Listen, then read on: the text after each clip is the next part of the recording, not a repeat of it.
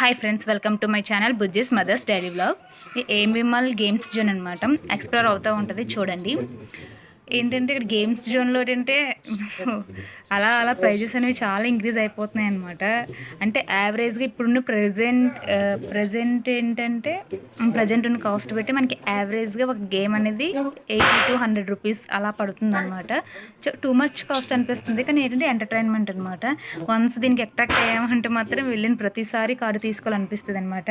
So మన budget చూసుకొని మనం గేమ్స్ తీసుకోవాలా వద్దా అని చూసుకోవాలి, లేకపోతే అలా విండో షాపింగ్ లాగా అలా చూసి వచ్చేయాలన్నమాట. సో కిడ్స్ పెద్దయ్యాక ఎలా అయినా తీసుకోవాలి, అప్పుడు అసలు ఒప్పుకోరు. అంటే వాళ్ళకి ఒక 8 years ఇలా వచ్చేటప్పుడు మాత్రం వాళ్ళు ఎలాగైనా మనం తీసుకెళ్ళామంటే కంపల్సరీగా కొనిపిస్తారు. వాళ్ళ కొంచెం చిన్నప్పుడే మనం ఏదైనా ఓకే అంటే వద్దు ఏదో మందలించడం చేసింది చిన్నప్పుడే, కాబట్టి పెద్దయ్యాక ఎలాగ కంపల్సరీ తీసుకోవాలి. సో నెక్స్ట్ వచ్చేసి మనం ఈరోజు ఏంటంటే ఎస్బీఐ ఒక స్కీమ్, అంటే మన పిల్లలకి ఫ్యూచర్ సేవింగ్స్ కోసం మాట్లాడుకుందాం. ఇక్కడ ఏమేమి మన గేమ్స్ అనేది ఎక్స్ప్లోర్ అవుతూ ఉంటుంది. ఈలోపు మనం ఎస్బీఐ స్కీమ్ గురించి మాట్లాడుకుందాం.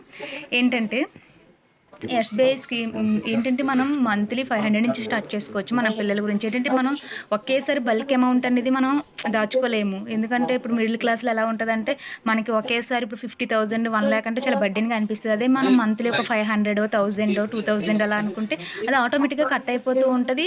మన దగ్గర ఏంటంటే మనకి బడ్డీగా అనిపించదు. లాస్ట్కి అవి సేవింగ్స్ మనకు ఒక 9 lakhs 10 lakhs వచ్చినప్పుడు అవి హ్యాపీగా ఫీల్ అవుతూ ఉంటాము.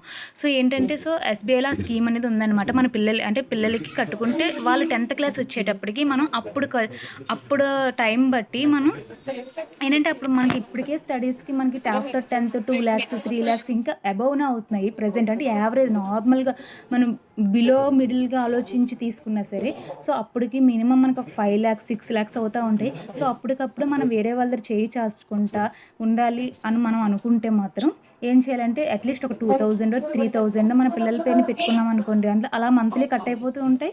ఇప్పుడు మనం ఈ మంత్ కట్టిన దానికి నెక్స్ట్ మంత్ దాంతో కలిపి మనకి ఇంట్రెస్ట్ అనేది మన అకౌంట్లో చూపిస్తుంది అనమాట. సో మనకు ఎప్పుడైనా మిడిల్ ఆఫ్ ది కావాలనుకుంటే అది కొన్ని ఇయర్స్ అంటే కొన్ని మంత్స్ కట్టాక మనం తీసుకోవచ్చు, అంటే కొన్ని మంత్స్ ఇయర్స్ కట్టాక కూడా మనం తీసుకోవచ్చు. వాళ్ళ 10th వెళ్ళేటప్పటికి మనకి ఒక 9 lakhs 10 lakhs అనేది మనం కట్టే అమౌంట్ బట్టి, మనం సపోజ్ ఒక 3000 కడితే 9 lakhs, లేకపోతే 5000 కడితే 15 lakhs సంథింగ్ అలా, అంటే అలా వస్తూ ఉంటాయి అనమాట. సో అది చూసుకొని మనం పే చేసుకున్నాం అనుకోండి, మనకి అప్పుడు బర్డెన్గా అప్పుడు ఒకేసారి 10 lakhs కట్టాలనే బర్డెన్గా అనిపించదు. ఇప్పుడు మనం మంత్లీ పే చేస్తున్నా సరే మనకి పెద్దగా ఏం అనిపించదు. ఓకే కట్ అయిపోతూ ఉంటాయి, మన దగ్గర ఉన్నాయని కూడా మనం ఫీల్ అవ్వం. అదే మన దగ్గర డబ్బులు ఉన్నాయనుకోండి, మనం ఏం చేస్తాం, ఖర్చు పెట్టేస్తూ ఉంటాం. అది ఎవరైనా అంటే హ్యూమన్ బీయింగ్ మెంటాలిటీ ఎలా ఉంటుంది, ఓకే డబ్బులు ఉన్నాయా సరే ఖర్చు పెట్టేస్తాం అన్నట్టే ఉంటుంది. అది ఆటోమేటిక్గా కట్ అయిపోతుంటున్నాయి అనుకోండి, మన దగ్గర ఉన్నట్టు కనిపించు, అవి సేవ్ అవుతున్నట్టు కూడా మనకంటే సేవ్ అవుతూ ఉంటాయి. మనకి స్మాల్ అమౌంట్ లాగా ఉంటుంది, వచ్చేటప్పటికి మనకి చాలా యూస్ఫుల్గా ఉంటుంది. ఒకసారి మన పిల్లల గురించి, అంటే మన పిల్లల ఫ్యూచర్ గురించి అనమాట. Okay friends, thank you. ఈ వీడియో నచ్చినట్టయితే ప్లీజ్ సబ్స్క్రైబ్ చేసుకోండి ఫ్రెండ్స్. Thank you.